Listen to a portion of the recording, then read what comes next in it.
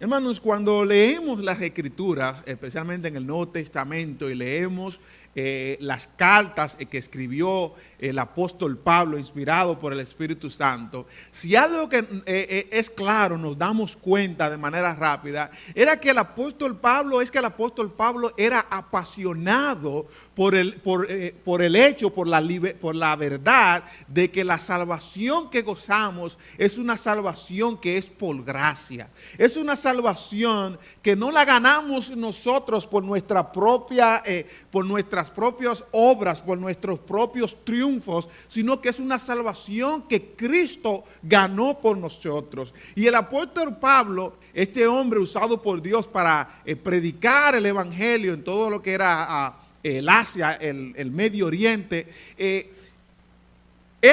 tuvo en varias partes de su ministerio, tuvo problemas con personas que querían decir, sí, está bien que tú crees en Cristo, está bien que tú tengas fe en Dios, que creas en la gracia de Dios, pero te falta para encontrar la salvación, para encontrarte acepto delante de Dios, te falta que a eso tú le agregues la ley de Moisés, que tú le agregues el cumplir todas las ordenanzas que estaban en el Antiguo Testamento, lo que llamamos la ley de Moisés. La carta de Pablo a los Gálatas es probablemente, algunos dicen que es de todas las cartas que tenemos del apóstol Pablo, la que se escribió antes, la más temprana, tal vez o Gálatas o Primera de Tesalonicenses. Ahí está la competencia de saber cuál fue la primera carta que escribió el apóstol Pablo. Es una carta que el apóstol Pablo probablemente escribió muy temprano en su ministerio, y él está precisamente combatiendo esta idea. Él está escribiendo a esas iglesias que estaban en esa región que en ese tiempo se llamaba Galacia, hoy día sería parte de lo que es Turquía, y él le escribe a estos hermanos donde él había predicado el evangelio, porque habían personas que decían lo que le acabo de decir: usted está bien que tienen fe en Cristo, pero ahora ustedes tienen que agregarle a su fe todas las obras y todo el cumplimiento de la ley de Moisés. Y como parte de eso, lo primero que tienen que comenzar es con circuncidarse. Y así empezar el progreso hasta ustedes poder llegar a ser acepto delante de Dios. Si ustedes quieren saber cuál es, por ejemplo, el versículo central o la tesis central del apóstol Pablo en la carta de los Gálatas, está en el capítulo 2, versículo 16. Pablo está está diciendo una conversación que él estuvo, vamos a llamarle conversación para ponerle un poco, pero fue más que una conversación, fue una discusión que él tuvo con el apóstol Pedro. Y él les dice, miren lo que dice el versículo, vamos a leer el versículo 15. Dice Pablo a Pedro: nosotros, judíos de nacimiento y no pecadores de entre los gentiles. Miren lo que dice el versículo 16. Este es el versículo central de toda la carta. Esto es lo que Pablo quiere que los hermanos, él le escribió para enseñarles esto. Sabiendo que el hombre no es justificado por las obras de la ley, sino por la fe de Jesucristo, nosotros también hemos creído en Jesucristo para ser justificado por la fe de Cristo y no por las obras de la ley, por cuanto por las obras de la ley nadie será justificado. Nadie se encontrará justo delante de Dios. Nadie llegará a ser acepto delante de Dios. Nadie va a llegar a encontrar la salvación, el perdón de su pecado por cumplir la ley. Sino ¿por qué? Por la fe de Jesucristo. Y en los capítulos 1, 2, 3 y 4 de la carta de Gálatas, Pablo está hablando, convenciéndole, mostrándole a los hermanos por las Escrituras que la salvación, que la justificación se encuentra por la fe en Cristo y por la fe en Cristo y nada más. Pero eso causa entonces un dilema. Porque si Pablo le dice a los hermanos que ellos no están bajo la ley, y él lo repite una y otra vez, por ejemplo, él los dice, si leen ahí, nos vamos a mantener aquí en el libro de Gálatas, como le decía, si leen ahí en el capítulo 4, versículo 21, mire cómo él le dice: decidme los que queréis estar bajo la ley. O sea, el punto central aquí era que había gente que quería estar bajo la ley, bajo las ordenanzas. Que estar bajo la ordenanza quiere decir, bueno, yo necesito cumplir la ley para poder llegar a ser salvo.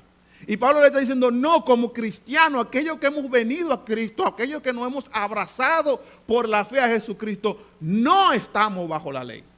No estamos bajo la ley. Pablo dice, el que está bajo la ley está bajo maldición.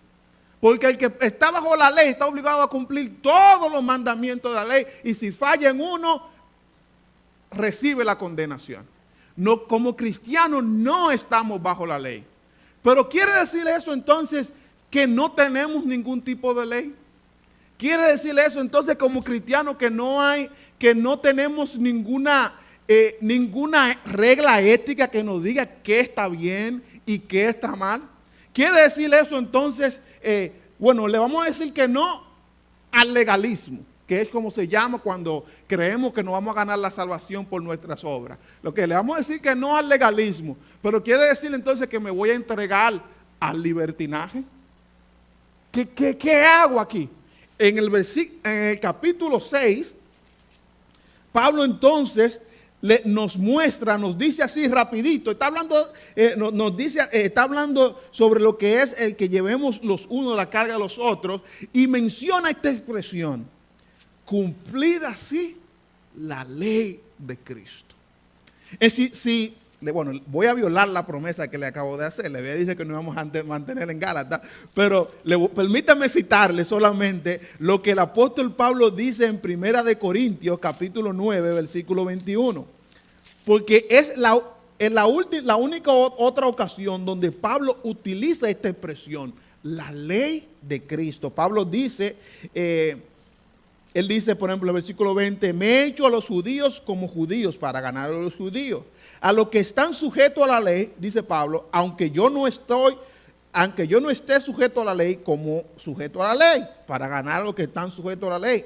Dice el versículo 21, a los que están sin ley, como si yo estuviera sin ley. Dice, no estando yo sin ley de Dios, sino bajo la ley de Cristo, para ganar lo que está sin ley. En ese versículo, 1 de Corintios 9, 21, y en este versículo que hemos leído esta noche, Gálatas 6, 2, son las dos únicas ocasiones en el Nuevo Testamento, en la Biblia entera, donde se usa esta frase curiosa: la ley de Cristo. O sea, Pablo dice, no estamos bajo la ley de lo que era el pacto de Moisés, pero nosotros tenemos una ley, y esa ley es la ley de Cristo. Y lo que yo quisiera que meditemos en esta noche, mis hermanos, es esa ley. Meditemos un poco en esa ley y pensemos que esa ley de Cristo es una ley de libertad y una ley de amor. La ley de Cristo es la ley de la libertad y la ley del amor. En eso quisiera que meditemos en estos minutos. ¿Por qué digo que la ley de Cristo es la ley de la libertad? Lo dice en el versículo Gálatas capítulo 5, versículo 1. ¿Qué le dice Pablo? Está pues firmes en la libertad con que Cristo nos hizo libres, y no estéis otra vez sujetos al yugo de la esclavitud. Después dice en el versículo 13 que leímos al principio, vosotros hermanos, porque vosotros hermanos a libertad fuisteis llamados. A libertad fuisteis llamados. Estar bajo la ley de Cristo es estar bajo una ley de libertad. ¿Libertad de qué? Bueno, ya hemos visto. En primer lugar, es libertad de la tiranía de las obras. La tiranía de las obras, la tiranía de yo tener que estar cumpliendo cosas, de yo tener que estar haciendo cosas, de yo tener que estar alcanzando cosas para yo ser acepto delante de Dios, para que Dios me reciba como su hijo, para que Dios me vista con agrado, me vea con agrado, para que Dios me justifique, me encuentre justo delante de Él. Yo no estoy bajo, yo no tengo que cumplir esto o aquello. Porque yo estoy en Cristo estoy en libertad. Estoy libre de esa tiranía. Y muchas veces, hermanos, aunque no lo decimos así, muchas veces nos sentimos así. Muchas veces sentimos que para que Dios se agrade de mí, yo tengo que cumplir esto o aquello. Yo tengo que lograr esto o aquello. Cosa que muchas veces nosotros nos imponemos a nosotros mismos. Se recuerdan que una de las cosas que más Jesús tuvo que batallar con los escribas y fariseos es que Jesús le reclama, le dice, ustedes enseñan como mandamientos de Dios, enseñan mandamientos de hombres como si fueran mandamientos de Dios. Pero no solamente está el creer que para agradar a Dios tenemos que hacer obras, sino para agradarnos el uno hacia el otro. Muchas veces, ¿verdad? Y vivimos en una sociedad tan competitiva, donde se supone que tú tienes sueños. Y si usted prende la televisión, todo es acerca de los sueños, las metas que tú alcances. Y si usted no ha alcanzado ninguna de sus metas, si usted no ha ganado, mira quién baila o alguna meta, todo lo que usted ve es que usted alcance, que haga una gran cosa. Si usted no ha hecho... Si usted no ha perdido 20 libras, si usted no es, como dicen, el biggest loser, ¿verdad? Usted como que no está de nada. Yo creo que una de las áreas de nuestra vida donde eso se ve más claro es, por ejemplo, en lo económico. ¿Sabe que muchas veces, muchas de las malas decisiones que nosotros cometemos, corrígame si me equivoco, es por eso mismo, por la competitividad?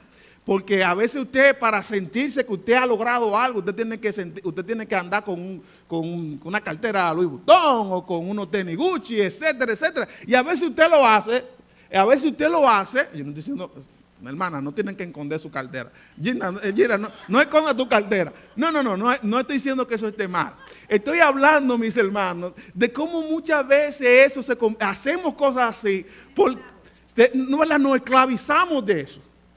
Nos esclavizamos de eso porque creemos que tenemos que para yo sentirme algo, tengo que haber alcanzado algo.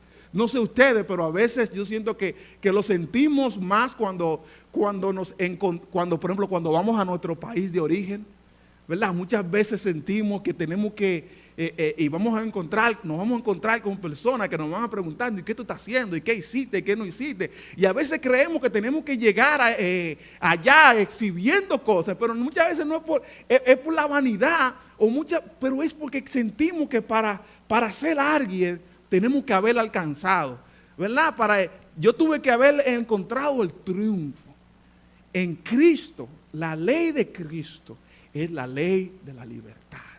Porque cuando estamos en Cristo, encontramos que nuestra identidad, dice Pablo en Colosenses, que nuestra vida está escondida con Cristo en Dios. Que cuando Cristo, que es nuestra vida, se manifieste, entonces nosotros seremos manifestados. Cuando yo entiendo que Cristo es mi vida, yo no soy esclavo de eso. Yo no soy esclavo de ser el gran, yo no estoy obligado a ser el gran campeón. Cristo me liberta.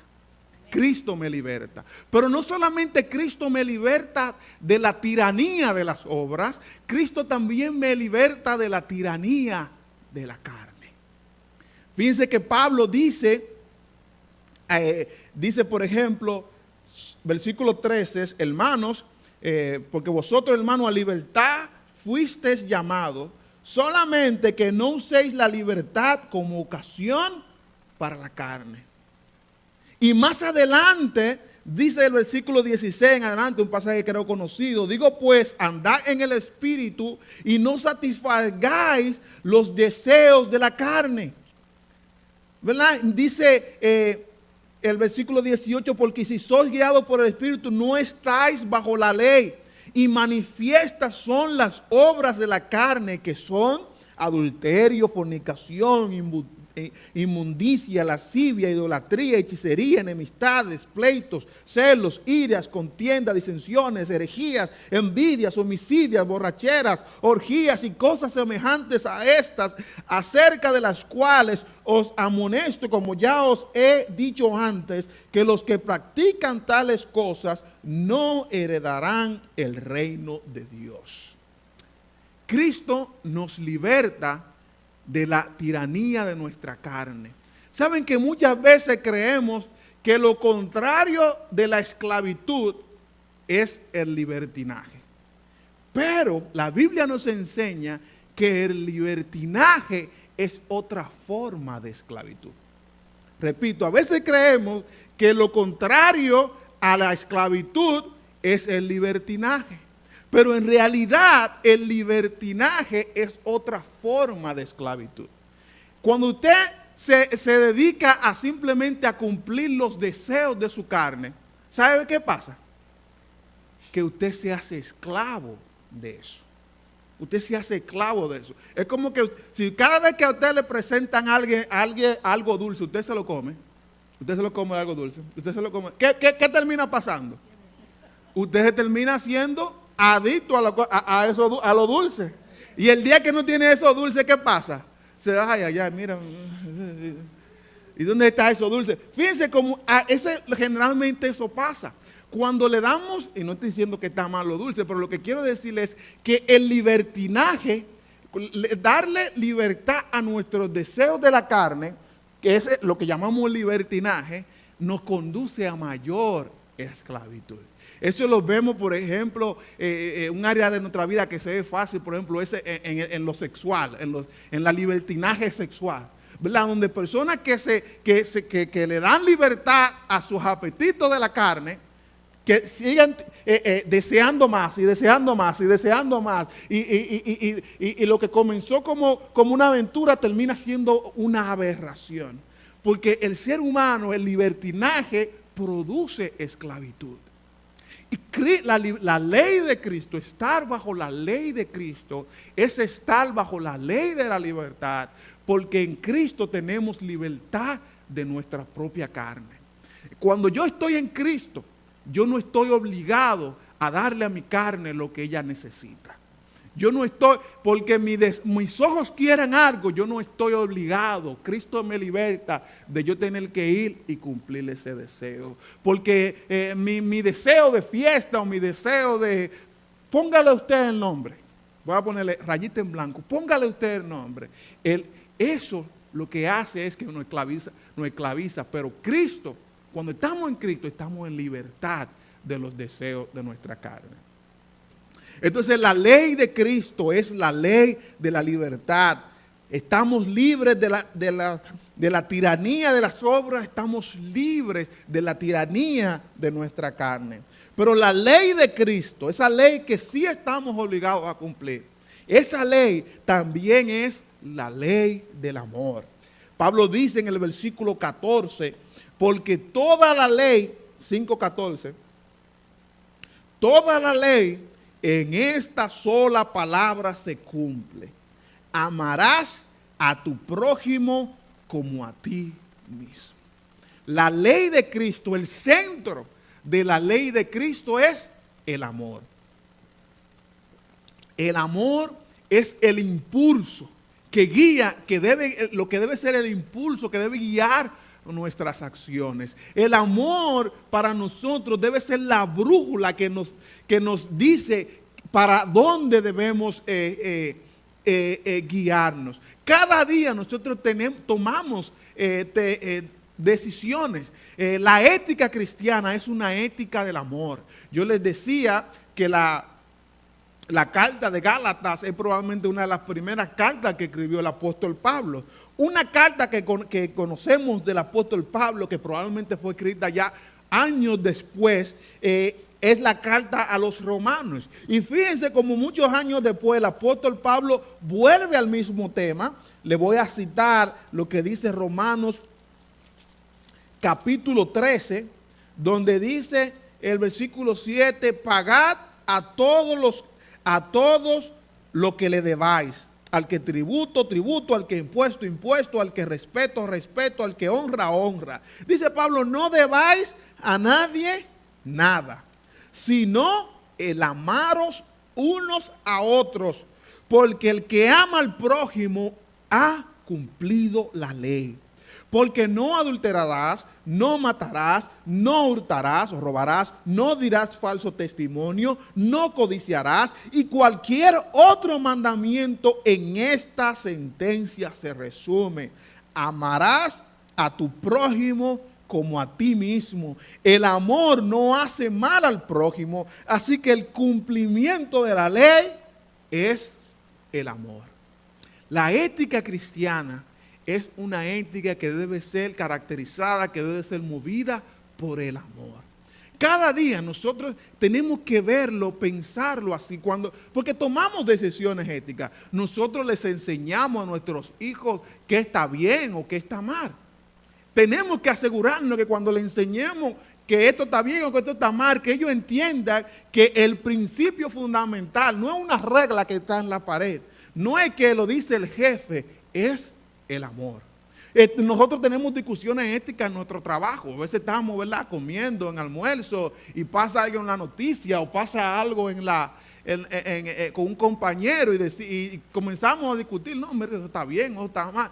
Cada vez que nosotros demos nuestra opinión sobre algo bueno o malo, como cristianos tenemos que estar seguros, tenemos que dejar claro que nuestro principio fundamental es el amor.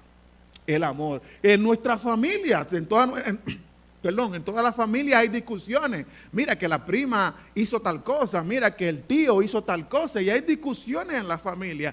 Cada vez que nosotros abramos nuestra boca para decir esto está bien o esto está mal, debe estar claro que la ética nuestra es una ética de amor. Cuando vemos algo en la política, lo que debe guiar nuestras decisiones es el amor. Ahora, el amor para nosotros no es un sentimiento vacío de esto que me gusta, esto que no me gusta. Yo le decía a los hermanos del primer y segundo servicio hace algunas semanas que si usted quiere, si hay algo en lo que este mundo está confundido, es el tema del amor. ¿Qué es el amor? Usted entra, por ejemplo, al internet y usted ponga la frase, lo hice por amor. Y la respuesta, el resultado va a ser los miles de millones. Todo el mundo dice cualquier cosa, cualquier salta de cosas y dice que lo hizo por amor. Hombres abandonan a su esposa y dicen que lo hicieron por amor. Personas se dedican a gastarse fortuna en ellos mismos y dicen que lo hicieron por amor. Bueno, es que tengo que amarme yo primero. Cualquier cosa, cualquier salta de cosas, la gente lo justifica diciendo que lo hizo por amor. Ahora, la respuesta nuestra como cristianos no es volvernos al legalismo. Nosotros tenemos que mostrarle al mundo por la palabra de Dios, por nuestra vida, lo que el amor realmente es. Porque, hermanos, el amor, Dios es amor.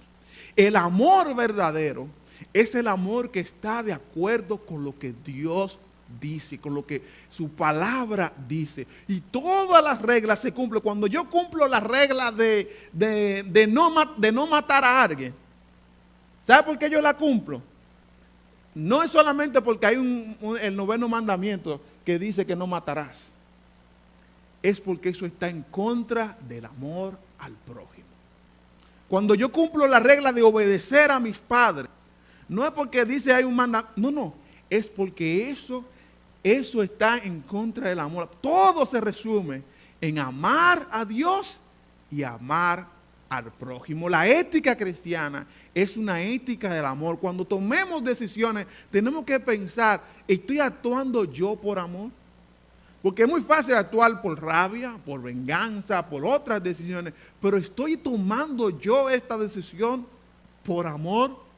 Pero la ley de la libertad es una ley de amor, no solamente para nosotros decidir qué está bien o qué está mal éticamente, sino para guiar nuestras acciones. Fíjense que en el capítulo 6, versículo 2, cuando el apóstol Pablo usa esta expresión, la ley de Cristo, ¿De qué está hablando? Versículo 6, capítulo 6, versículo 2. ¿Qué tenemos que hacer? Sobrellevar los unos las cargas de los otros. Y eso dice él que es cumplir la ley de Cristo, ayudarnos, llevar la carga de otros. Y si leemos el versículo anterior, está hablando no de que tuvo un problema, o no solamente de que tuvo una enfermedad. Claro, eso es también llevar la carga, pero está hablando precisamente de un hermano, alguien que ha caído. Y cuando yo estoy ahí, cuando yo le doy ese hombro para levantarlo, yo estoy llevando la carga con él. Y haciendo eso, yo estoy cumpliendo la ley de Cristo. Más adelante el apóstol Pablo sigue hablando de este tema y dice en el versículo 10, así que según tengamos oportunidad, bueno, dice el versículo 9, no nos cansemos pues de hacer el bien, porque a su tiempo segaremos y no desmayamos. Y dice el versículo 10, así que según tengamos oportunidad, hagamos bien a todos y mayormente a los de la familia de la fe. El hacer bien. Preguntémonos, hermano, ¿estoy yo llevando la carga de mi hermano? Saben que si yo les preguntara a ustedes cuál fue el primer gran impío de la historia bíblica, ¿quién ustedes dirían? El primer gran impío. Caín, ¿verdad? Caín. Adán falló, Adán fue el primer pecador, pero ¿verdad? Cuando pensamos en el primer gran impío, aquel que pensamos en Caín. ¿Cuál fue la frase de Caín? ¿Soy yo acaso guarda de mi hermano? Sabiendo que lo había matado. O sea, Caín se caracterizó porque, Señor, ¿y por qué tú me preguntas de Abel? ¿Qué me importa dónde está Abel? Yo tengo que ver con lo que está Abel. O sea, el impío, desde el principio de la Escritura, desde Génesis, se presenta al impío como aquel que no le importa a su prójimo. Pero aquí nos está diciendo que nosotros cumplimos la ley de Cristo cuando llevamos la carga de mi hermano, del hermano. Hermano, pregúntenos, tenemos que examinarnos a nosotros mismos. ¿Soy yo el tipo de persona, el tipo de cristiano que llevo la carga de mi hermano? Como decíamos al principio, vivimos en una sociedad tan absorbente y tenemos tantos compromisos, tenemos tantas metas, tantos sueños, tantas biles que pagar, que quisiéramos que los días no tuvieran 24, sino que tuvieran 48 horas, pero es generalmente para alcanzar cosas para nosotros mismos. Pero la pregunta es, aparte de todo lo que tenemos que hacer, ¿estoy yo viviendo una vida de alguien que lleva la carga de mi prójimo, la carga de mi hermano? Cuando a mí me duele la cabeza de todos los problemas que tengo, y yo veo, me duele la cabeza, todos esos problemas son míos. No hay ahí ninguno de alguien, no hay ninguno ahí de un hermano, un primo, un vecino, que también eso no me aflige. O todos los problemas que me están mortificando son míos y para mí, para yo construir mi reino. ¿Estoy yo viviendo la vida de alguien que lleva la carga de su prójimo? Si lo estoy haciendo, estoy así cumpliendo la ley de Cristo. Entonces, la ley de Cristo, mis hermanos, la ley que los cristianos, bajo la que los cristianos estamos, la ley que estamos llamados a cumplir, es una ley de libertad, es una ley de amor, es una ley, hermanos, de una nueva creación. Miren lo que dice el apóstol Pablo al final del capítulo 6, al final de la carta. Pablo dice, versículo 14, pero lejos esté de mí gloriarme, sino en la cruz de nuestro Señor Jesucristo, por quien el mundo me es crucificado a mí y yo al mundo. Dice el versículo 15, leamos el versículo 15. Dice, porque en Cristo Jesús ni la circuncisión vale nada, ni la incircuncisión, sino una nueva creación. Hermanos, nosotros nos hemos reunido aquí esta noche, nos reunimos toda la semana, nos reunimos en las células y nos preguntamos qué es la iglesia, qué somos nosotros como pueblo de Dios. somos más. Somos más. Dios está haciendo en nosotros algo más que simplemente actividades, esto, aquello, reuniones, etc. Dios en nosotros está haciendo una nueva creación. Dice la Escritura, si alguno está en Cristo, ¿qué es? Nueva criatura es, nueva creación es. En nosotros, el mundo de manera natural, o no de manera natural en el sentido como fue creado por Dios, pero el mundo como naturalmente es después de la caída es centrado en sí mismo, esclavo de los pecados, esclavo de los placeres, esclavo de las obras. Pero en nosotros, con nosotros, Dios está haciendo una nueva creación. Una nueva creación, un nuevo, en Cristo, cuando Cristo vino a este mundo, dijo, arrepentido porque el reino de los cielos se ha acercado. Saben que nosotros, según la Escritura, vivimos en la transición de una época a otra. Nosotros vivimos la época pasada, el mundo pasado, lo que Pablo llama el siglo de este mundo, va pasando. En nosotros, Dios, en lo que está formando en cada uno de nosotros, Dios está formando una nueva creación. Una nueva creación, como va a ser cuando haya al final Él lo va a consumar, cuando haga cielo nuevo y tierra nueva donde habite la paz. Pero esa obra de una nueva creación no va a empezar allá solamente cuando Cristo venga. Ha empezado con nosotros, con la transformación individual de nosotros, poniéndonos a nosotros a vivir bajo una nueva ley, la ley de Cristo. Esa es nuestra ley, esa es nuestra guía.